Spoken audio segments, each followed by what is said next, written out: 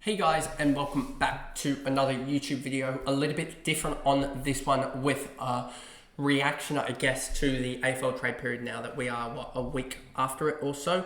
And just sort of how the fantasy is relevance of these trades are going to go down with relevance to the players and also the draft picks themselves, as some of them do, as some high draft picks were taken or traded, I should say. And so yeah, we'll just jump straight into this, go through what the trade tracker and go through each trade and the sort of implications, fancy relevance for each side. So as you can see here, and this was one of the videos that happened to be recorded on the Saturday, but then had to be dumped because of the volume problem or the mic issue that I had. But anyway, it is recording now, which is a good thing. So Himmelberg to the Suns on October 4th, almost 3 weeks from now, or 3 weeks now that it happened. And no free agency compensation. Don't think this has any quick fancy relevance. Then you have Josh Battle. I think this one alongside the Tom Barras one has fancy relevance, both for Hawthorn as well as St Kilda here with the, this one will have St Kilda relevance. But Battle, I think this one is mostly just talking about how is this going to impact Weddle and Sicily. I think that Sicily is potentially going to move forward, and maybe Weddle gets more, maybe he gets another mark or two because of Sicily moving out. But I don't really see, I would be hedging on that. I wouldn't be hedging on that, sorry. I wouldn't be going for Weddle because of that. It's said the reason. But yeah, definitely impacts Sicily and his fancy relevance, given that he was one that we sort of contemplating, especially because he had some low scores injury related as well as just some 20s that I don't think he would have, he would consistently score next year. But St Kilda with pick 8, that one's definitely an interesting one. If I go to Jeppa's little thing here, you'll see he's sort of done it. And one thing that I think St Kilda's in that range for is Josh Smiley, and also I did think maybe they might go Luke Trainer. Obviously this is a mock, etc. with his fancy notes, so go over it and read it and respond to it as you would. But definitely Josh Smiley is one that I think they could go there, and that would help out their midfield of McRae, which we'll get to, Steele, Philippou, etc. Smiley could be an interesting one if they do go down that path at 8/10 or 11.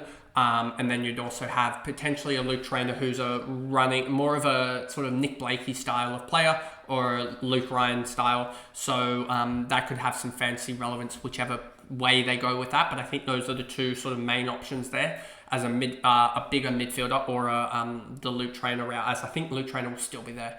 Harry Perryman, we talked about this, and I think, no, it's, is it Perryman or Cumming that is talked about in this one that I've got running at the moment, the fancy options, which I will link as well in the description below.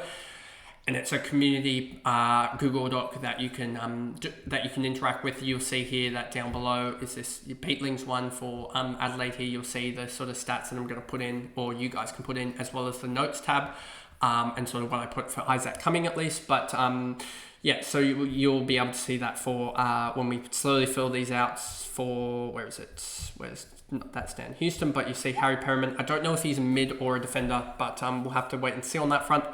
I think he might be midfielder, but we'll wait and see. But I think he does have some fancy relevance moving to Collingwood, maybe helping out being a foil to Houston. We saw how John Noble, I think, did it, and he averaged in the mid-70s. So Harry Perryman, I think he can average maybe mid-80s to 90 at Collingwood. I don't know how much of an upgrade that would be. That'll come in the Collingwood preview for 2025 coming out in December, which you'll get those all around that Christmas period that I did last year as well, I think, or did I do those in January? But they'll be around that time. And then band one compensation for GWS, and this is a really good pick to grab. If we go back to Jeppa's sort of little thing here, you'll see I think Taj Houghton could be the one that they jump on with this pick. I think Taj is probably going to go to GWS or to Western Bulldogs at the moment. They could also potentially look at someone like a Cooper Hines as well. That's someone, Hamish Davies as well, who will have an impact year one, I feel like. I don't think anyone else here, just looking at this sort of list and who's around here, will be available to them. And I don't think they go necessarily tall. I think they go medium, to be honest with you. But maybe they don't now that they got the Luke Trainer, the Jake Stringer, close, but no. They got that trade over the line, which we'll get to. Tom Campbell, only fantasy relevant if Gawn does a knee, basically. And St Kilda, no free agency compensation.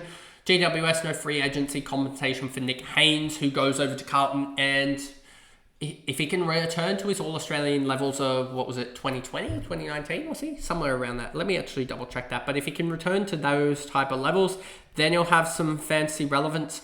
But I just don't think he does. I think he was also priced at around the 80 marker or 70 odd marker, which is quite hard to jump above that when you're coming in as a sort of All-Australian 2020. When you're coming in as an just a not recovery, but sort of a cover option. I don't think you can really just start with him. Isaac Cumming, is this the one that we talked about that we actually did do the stats here? You'll see the stats. As you can see, I do think he's definitely fantasy relevant. I think a 61 is underplaying him. And I think if he gets a really distributive role at Adelaide, which is what they need, they definitely need it, but watch them play him like on a wing. If they play him down back instead of like a Rory Laird, he's going to do so much better and be so much fantasy relevant. Because he's an upgrade over Rory Laird, he's an upgrade over Luke Nankervis, he's an upgrade over, Brodie Smith, like all of those guys, massive upgrade. So I think he's one that can definitely get back into the mid-80s, which for a defender, for like the first 6 weeks, especially because Adelaide I don't expect will be playing round 0, just put him in. Just put him in at like, D4, very much similar to what we had for Hayden Young for like half the year. Just put him in there, he'll just slowly accumulate, still stay around D4, D3 around the whole time, but then you can just upgrade him in the first sort of, or if he continues to play well, and you just upgrade him in the latter half of the upgrades. But yeah, and GWS get pick 21. I expect pick 21 to potentially be used in a GWS, maybe getting up the order, as I don't think they'll take 3. And if they do take a third guy, I do expect maybe this pick is one of the tools, because this is getting in the sort of Whitlock range.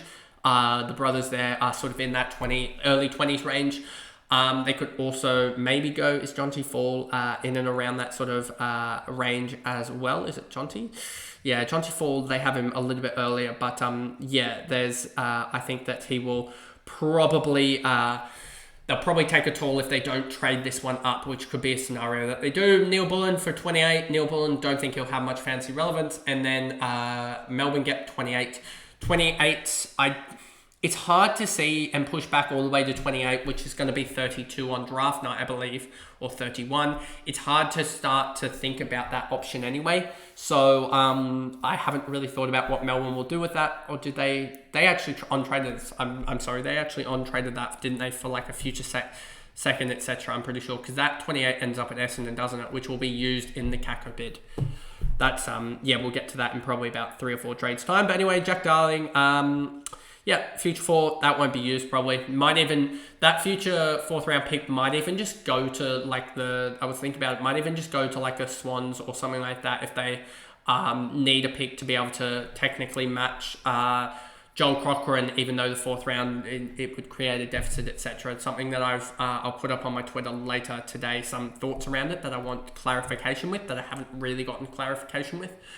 But, this pick is just sort of a nothing pick. That will probably in the end go up to, I think in the end it goes up to like 62 or so, 61 in the end. But, it could just be a pick that's there to say that they have a pick there to be able to match a bid, but it's not really of value. Jack Graham, pick 42 compensation. Jack Graham, I don't even think I have him on the list necessarily. Someone that I've got to add, so let me put it down on my phone to be able to add it later for the fantasy options, community options, because I forgot to do that, and he was one that I also noted in the first video recording of this that I didn't do it, so I'll put it down on my phone to be able to do that after recording this. But yeah, Jack Graham, pick 42. I don't think pick 42 went to Brisbane for pick 20, so that is all one of the later picks that Richmond have, which will probably then be on that 20 will be on traded on for probably a future second, I want to say, maybe a future one, depending on the value of it. But then again, it's probably going to pop out at 24, so it might be an F2 that they get for something, and maybe an F2, F3 from someone. And you can see the direct trade here. The 42 moves on, and the thirds move on to Brisbane for 20, and Brisbane get a massive points boost for the Marshall and Ashcroft bids. I was working out it this morning, and they can match Ashcroft at 3 and 19, I believe, or 3 and 17, and also 2 and 27 they can match it at, I believe, is what it is at the moment. And there's also considerations of Brisbane on trading 34 to get more points, just like a swab of like 40s and 50s picks, etc. But then again, the 40s and 50s start coming up, so it's like, is it really that much valuable? But anyway, and that pick for Richmond, pick 20, they will potentially use it. I reckon this will be either on-traded for a future second, as I said, or it will be a futures pick, or it will be used on a tall, I suspect, maybe a Whitlock, etc., as that sort of that range we were discussing. And so that's that. Then you have pick 34 netted for Brisbane and 66 for 73 and a future second. You can see that 34 traded in to Brisbane, and Carlton get a future pick, which they then on-traded to do all their business to get up to eventually pick 2, which was, pick 3, North still have pick 2.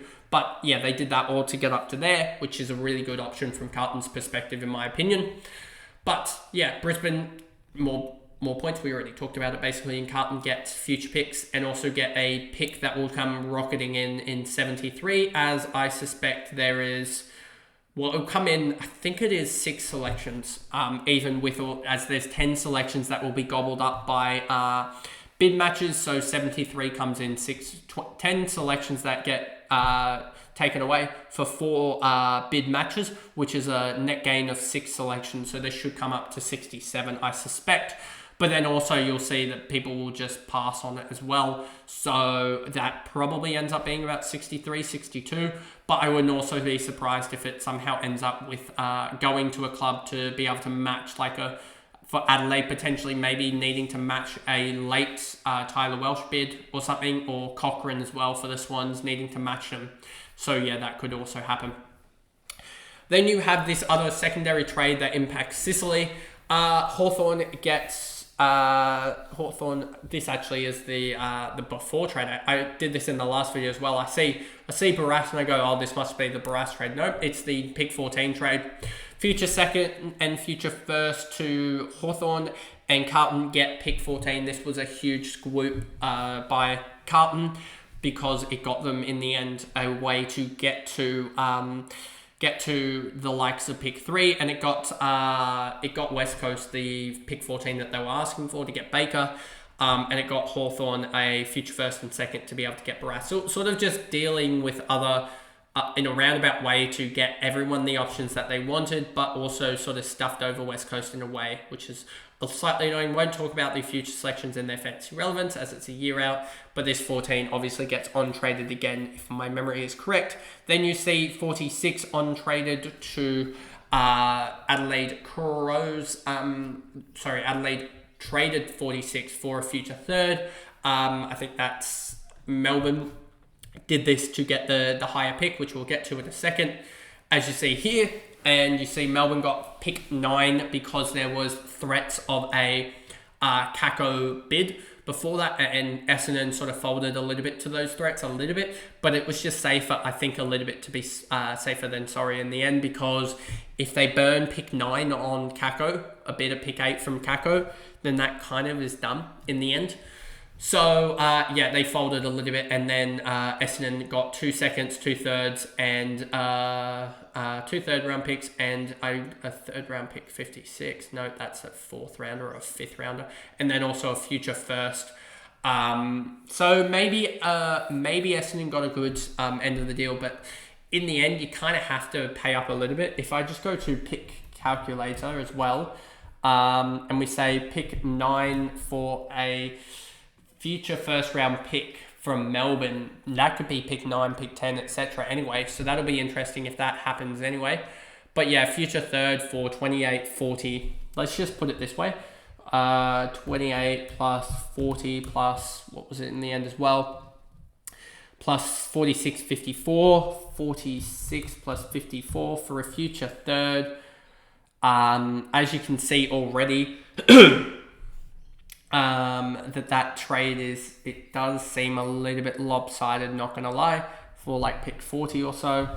Yeah, it doesn't look the greatest for Melbourne, but then again, yeah, you kind of do get a lot of value out of it. So I would say Melbourne probably lost that trade just thinking about it, unless they've done something wrong with it. And a future third, 60, and a 65 for a future first as well. So, and wow, that's a really good deal for Essendon if that is right. So yeah, and that gets Essendon, Kako, and also Melbourne get pick 9. Pick 9 for fantasy relevance. It's probably, yeah, they'll probably do the bid on Kako, I reckon. And then it's Taroom potentially. That's someone that I've definitely heard but he won't have much fancy relevance, to be honest, if he is that, because he's sort of a swingman and he's he's a taller guy as well. Maybe they go Travalia or Harry Armstrong as well, but Harry Armstrong also one of the taller he's one of the smaller fantasy key forwards. But yeah, you rarely start key forwards in fantasy anyway. And Travalia is definitely someone that will have relevance if he does end up falling to Melbourne. Then we get to the Baker trade.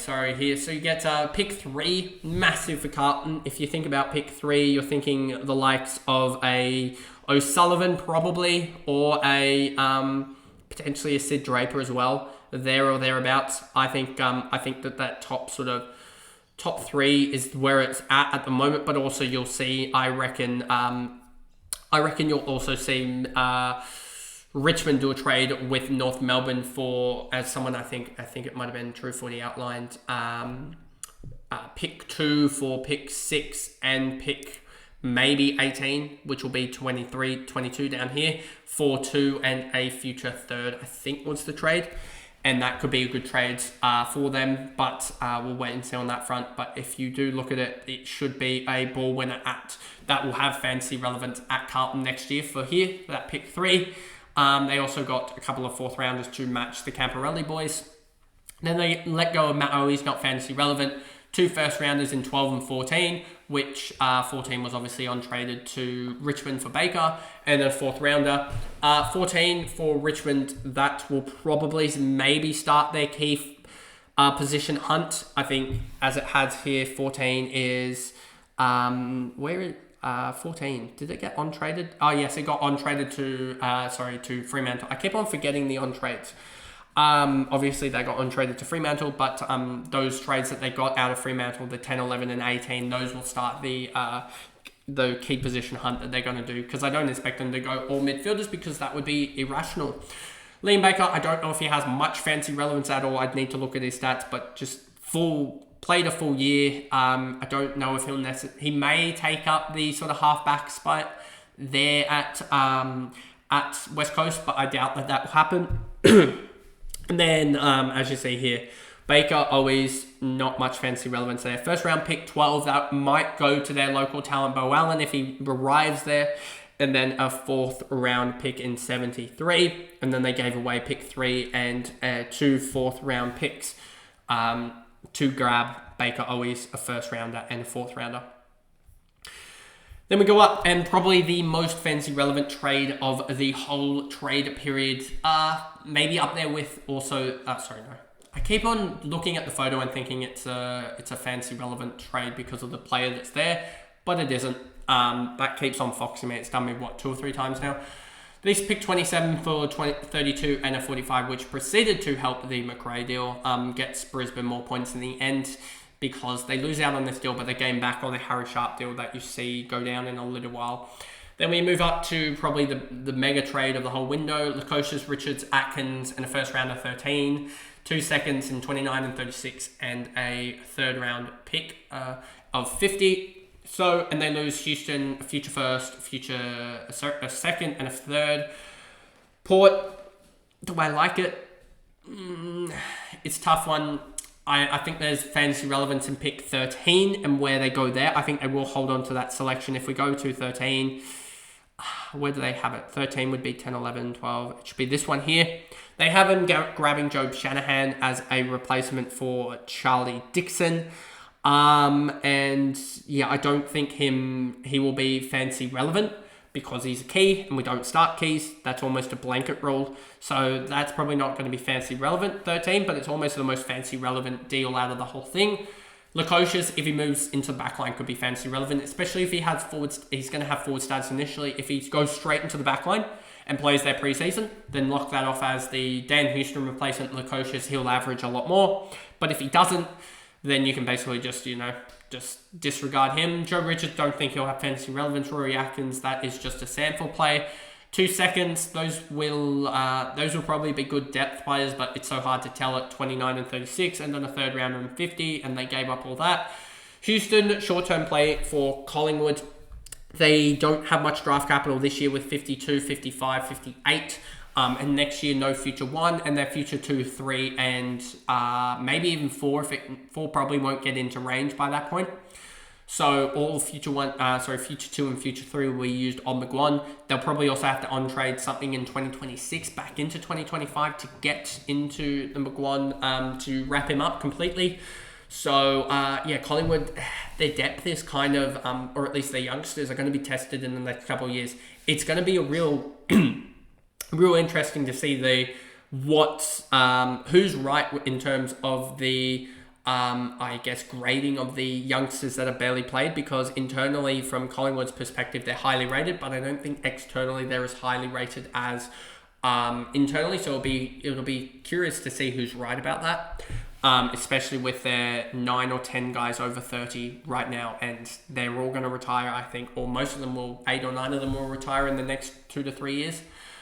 John Noble, future first rounder and another first rounder and a second for Lukosius Atkins. I think this is a break-even deal for Gold Coast, and it's possible that it can explode in their favour, because if these two go pick 13, pick 14, then it's sort of even. John Noble, I think, will also have a really good, will do really well. I also think in the system, he'll do really well in sort of the foil to Dan Rioli as well. And I think those two will have fancy relevance just because moving to a new club, and I think that Gold Coast system just helps them out a little bit, especially if they're moving Sam Flanders into the midfield. So that's a big trade. Harry Sharp, more points for Brisbane, as well as Harry Sharp just helps out Melbourne. I think a big runner, Lockie Hunter, retired, I'm pretty sure. So let me just double check that it was Lockie Hunter that retired, and it wasn't the other guy. Other winger, I get those two confused, but I'm pretty sure it was Lockie Hunter retired. Just 1 second here. Immediate retirement in September. So yeah, he retired. So Harry Sharp might take that role, or at least be in the mix. Then you have the Shea Bolton. Don't think he'll be fancy relevant, but then again, mate, does he have any flow-on effect for any? I just think it means playing the kids, to be honest, at Richmond, which they get draft picks for. So 10, 11, 18, probably more so the hunt of the key position players at those sort of selections, as those get pushed out to 3 picks for 18, maybe 3 for 10 and 11, but also, so maybe that's 13, 14 and 21, but we'll wait and see. And Bolton and 14 will probably be, I think it doesn't need to be a key position for Freo. They have him selecting, or at least Jeppa has him selecting Luke Traynor. Probably don't think Luke Traynor gets there. I think Luke Traynor might be selected by North at 6, or North is also hunting Taru. But I think also St Kilda is a good landing place for Luke Traynor. But they could also look at maybe a Xavier Lindsay or someone like that. And so, they might look at Xavier Lindsay, who I think could be a surprise packet in terms of fancy relevance this year, but we'll see what Fremantle do. Maybe they also go, if West Coast go Trevelyan, maybe they go the likes of Bo Allen and get a very fancy relevant player in there. And then, so that's that deal. Then you have the Rioli deal, which turns out to be about 6 and 47 for Rioli. In turn, when you account for the, or something like that, or maybe even it's somewhere in that 40s and 50s in total when you account for the early bids. But we'll see what they do with that, as there's not many teams that really have to bid on someone in the 20s or something like that, unless they do something with the likes of Brisbane for picks like this to help out the Marshall trade and they get back into it or something like that. you'd have to wait and see. But yeah, Rioli and a future third and a third and 3 fours for a first rounder and a second. It'll be interesting what Richmond do. I think Rioli definitely has some fancy relevance. I just need to bring up his numbers to see the exact sort of percentage rise I think he'll grab, but I think he'll work in the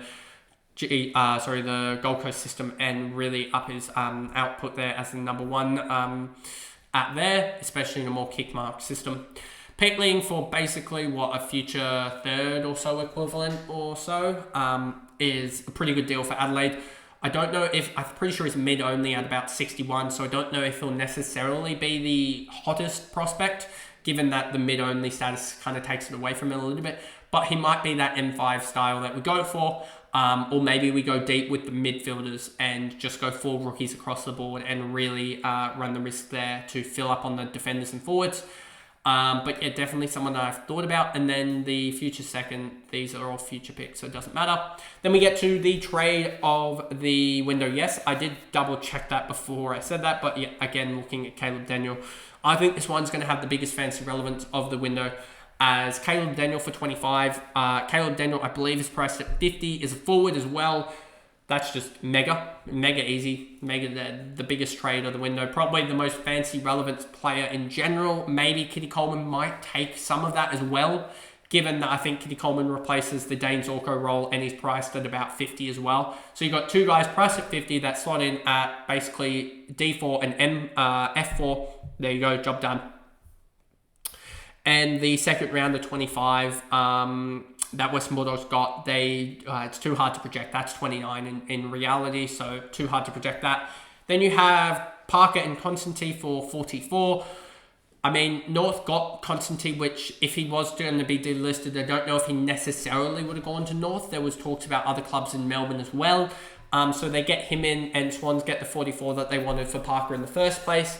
Swans were always going to end up with the Parker and Constantine list spots freed up, and they always wanted 44, so this was just a different way to do it. And I think it also helps out North, who Constantine he won't be fancy relevance, but I think he'll also, if he does get games, present a better option compared to some of the small forwards that North have, which are pretty dire and bleak, as he was about the 6th small forward at Sydney, maybe 5th, and he jumped up to about the 2nd or maybe even the best small forward at North, just like that.